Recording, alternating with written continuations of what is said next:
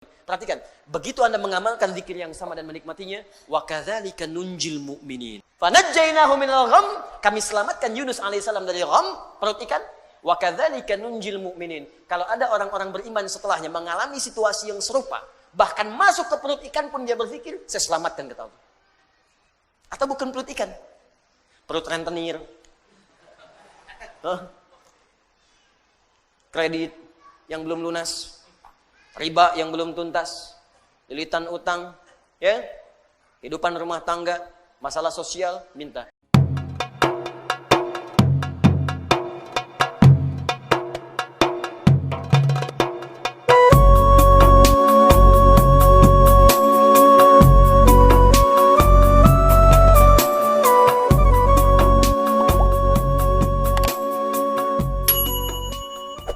Jika kita ingin mendapatkan kemudahan dalam hidup, kenyamanan, kenikmatan, maka kunci yang pertama kata Allah, fokus baik-baik, perhatikan, ikutilah, temani, dempetin. Ya, oleh kita sandingkan kehidupan kita itu dengan golongan-golongan yang paling utama. Wa hasuna ulaika rafiqa. Dan mereka itu sebaik-baiknya model kehidupan yang harus kita ikuti sampai dempet ikuti dengan dekat sekali pola kehidupan mereka. Siapa mereka ini? Mereka itu adalah orang-orang yang selalu taat kepada Allah dan Rasul. Taat. Makanya ayatnya dibuka dengan kalimat Quran surah keempat ayat 69, wa may yuti'illaha war rasul. Siapa yang mau menaati Allah dan Rasul? Taati. Ikuti. Nah, model kehidupan yang taat kepada Allah itu disebutkan oleh Al-Quran ada 4 golongan utama. 1, para nabi. Semua nabi. Lihat sini, fokus. Saya pernah jelaskan ini, ada Al-Anbiya, ada Nabiyin, itu beda. Surah ke-21 namanya apa? Al-Anbiya. 22? Al-Hajj. 23? Gini lah, 114? Anas, Masya Allah. Gampang, cepet ya. 21 Al-Anbiya, ya, Al-Anbiya. Awas, penting menghafal nama-nama surat Al-Quran untuk memudahkan hafalannya. Ya, kami buka karantina, alhamdulillah nih, golongan angkatan kedua itu ada yang hafal 15 hari 30 juz. Ya, saya bahagia sekali. Ada yang 15 hari, ada yang mungkin hari ini selesai itu. Hari ini selesai insya Allah. Ada yang 18 hari, ada targetnya 30 hari, ada 15 hari sudah selesai. Ya, jadi cintai, kenali ayat-ayatnya. Ya, bahkan sekarang orang-orang saja melamar sudah syaratnya Al-Quran tuh. Ya, kamu namanya siapa? Masya Allah, saya Anas Pak. Baca surat Anas, baca bagus. Ada siapa yang kedua? Saya Torik Pak. Baca surat At-Torik, baca bagus. Ada yang ketiga siapa? Udah pucat wajahnya. Masya Allah, saya Yusuf Pak. Yusuf. Wah, tapi memang gak hilang akal. Cuman panggilan sehari-hari, kulhu. Dari sini. Ada Al-Anbiya, Anbiya. Ada Nabiyin. An-Nabiyin. Kalau Anbiya, beberapa Nabi. Karena itu di surah Al-Anbiya tidak dikisahkan semua Nabi. Tapi kalau Nabiyin, itu seluruh Nabi. Dari Nabi Adam alaihissalam sampai Nabi Muhammad sallallahu alaihi wasallam. Jadi Allah seakan memberikan pesan kepada kita, kalau hidup kita ingin tenang, ingin nyaman, ingin nikmat, di rumah tangga, di pekerjaan, di kehidupan sosial, ikuti pola hidup para Nabi. Makanya saat Anda sakit, ada contoh Nabi Ayub yang pernah sakit. Oh, fokus. Ada yang pernah sakit. Ya Allah, saya sakit kepala, sakit di kaki, sakit di tangan, ya, sakit di kantong, ya, sakit macam-macam. Nah, begitu terkena penyakit fisik, Allah turunkan pola kehidupan Nabi yang pernah sakit. Ada yang ringan-ringan, seperti Nabi Ibrahim sakit. Bagaimana menikmati penyakit itu? Ini yang paling indah. Sakit tapi menikmatinya gitu. Kan kebanyakan orang sakit itu menghadirkan keluhan kan? Makanya dokter bertanya ketika pasien datang, keluhannya apa Pak? Keluhannya apa Bu? Ini ada orang sakit mengeluh. Tapi kalau Anda paham rumus ini, sakit tapi menikmati sakitnya. Pernah nggak ada orang terima sakit? Keluhannya apa? Nggak ada, nikmat semuanya. Terus ngapain Bapak kesini? Cuma buat kasih tahu aja. Orang semua sakit itu ditanya keluhan, yang ini tidak menikmati sakitnya. Nabi Ibrahim sakit. Ketika sakit, Quran surah ke-26 ayat 80. Wa idza maridtu fahuwa yashfin. Kalau saya sakit, pasti Allah sembuhkan. Enggak ada keluhan. Allah, Engkau yang memberi saya makan. Engkau yang memberi saya minuman. Engkau yang menghidupkan saya. Engkau yang mewafatkan saya. Seperti Engkau menyehatkan saya dengan makanan dan minuman, saya sakit pun, pasti Engkau sembuhkan. Enggak ada keluhan yang keluar. Yang dahsyat Nabi Ayub. Ketika Anda berkata, itu kan penyakit biasa Ustaz. Tapi saya ini kena jantung. Jantung. Tapi kan masih hidup, Bu. Kematian itu tidak ada hubungan dengan jantung. Kematian itu dengan ajal.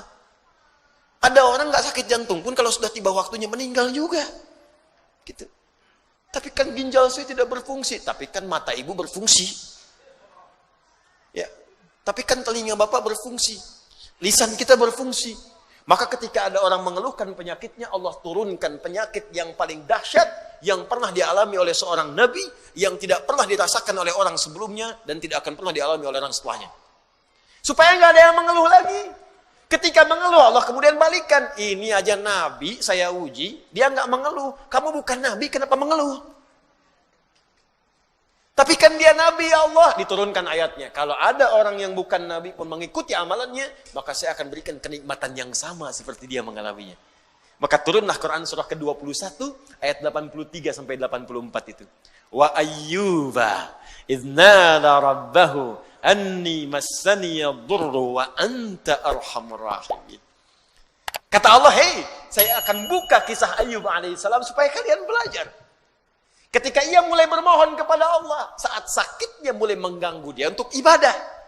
Di saat sakitnya itu biasa, beliau nikmati aja. Nikmati, sholat ya sholat, ibadah ya ibadah, gak ada keluhan. Istrinya bertanya, "Papa, kenapa gak minta kepada Allah sembuhkan?" Kata suaminya, "Berapa lama kita sehat dan senang? 20 tahun. Berapa lama kita diuji dengan sakit dan begini? 7 tahun. Nanti aja, kalau sudah sakitnya sama dengan sehat 20 tahun, baru saya minta kepada Allah." Saya malu dikasih sehat 20 tahun, saya senang. Kenapa ketika dikasih sakit untuk ibadah selama baru 7 tahun, sudah mengeluh? Bukankah semuanya datang dari Allah untuk kita beribadah kepada Allah? Dikasih kaya 20 tahun, kita senang.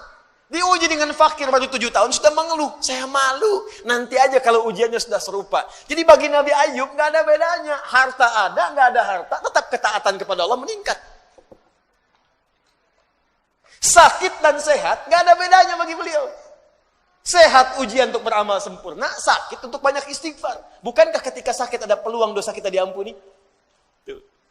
Dikala cara berpikir kita seperti Ayyub alaihissalam, diajarkan ini zikirnya. Apa jawabannya? Fastajabna. Fakashafna ma bihi min dhurrin. Wa atainahu ahlahu.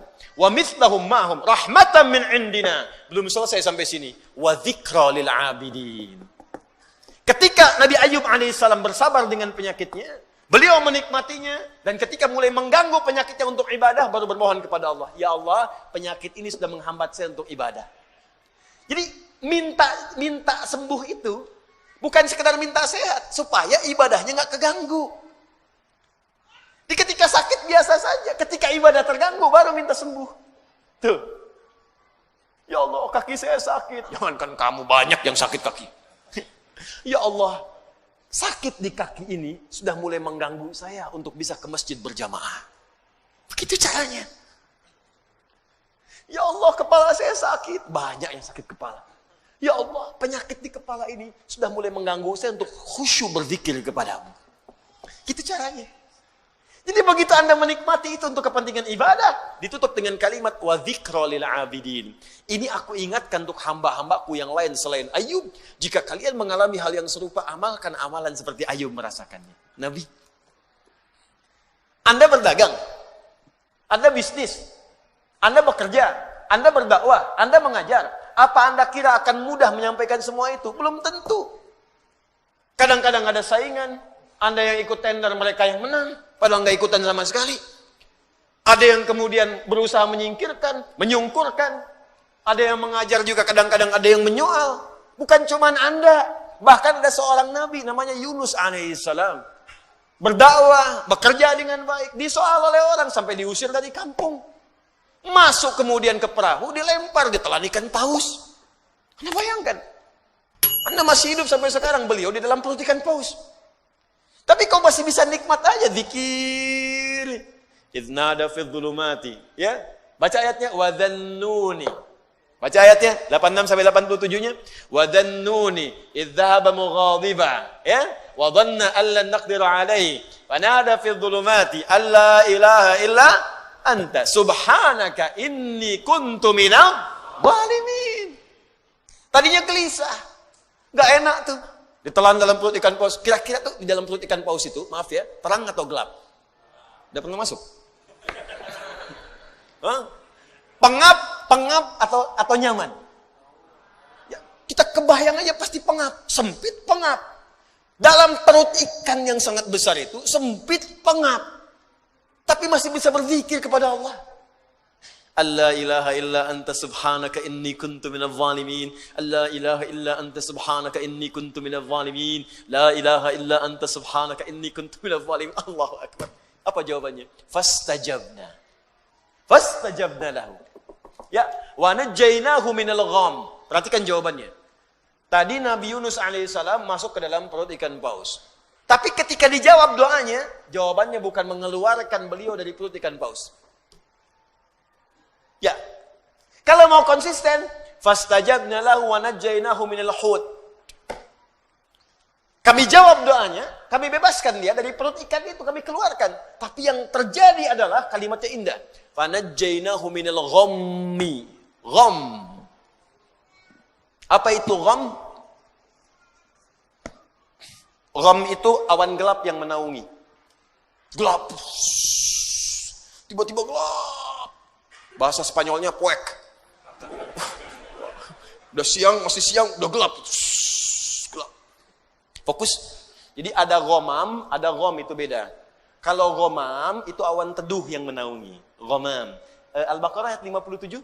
Wa dhallalna 'alaikumul ghamama wa anzalna 'alaikumul manna wassalwa. Paling kiri sebelah bawah. Ayo, mana Qurannya? Di ada ghamam, ada gham. Kalau gham itu awan gelap yang menaungi. Maksudnya ini bahasanya tinggi, bukan awannya. Tapi suasana gelap yang mencekam. Kadang kalau orang sedang ngelihat awan gelap, siang-siang gelap, perasaannya bagaimana? Gak enak ya? Gak enak, jalan gak enak, perasaan gak enak. Yang dimaksudkan di sini bahasa kiasan. Ada orang yang mengalami situasi yang gelap, bikin sesak. Seperti Nabi Yunus berada di perut ikan paus. Suasana gelap, bikin sesak. Mungkin tidak harus masuk ke perut ikan. Anda ikut pekerjaan, tiba-tiba dijahili oleh orang. Anda yang difitnah, bukankah gelap? Pulang-pulang siang tapi sudah longlai. Nyampe rumah nggak ada senyum. Anda yang ikut ujian, begitu mau wisuda, ada nilai yang hilang belum sampai, tiba-tiba gelap. Anda yang sudah mau lamaran, besok mau nikah, tiba-tiba pasangan berubah keputusan.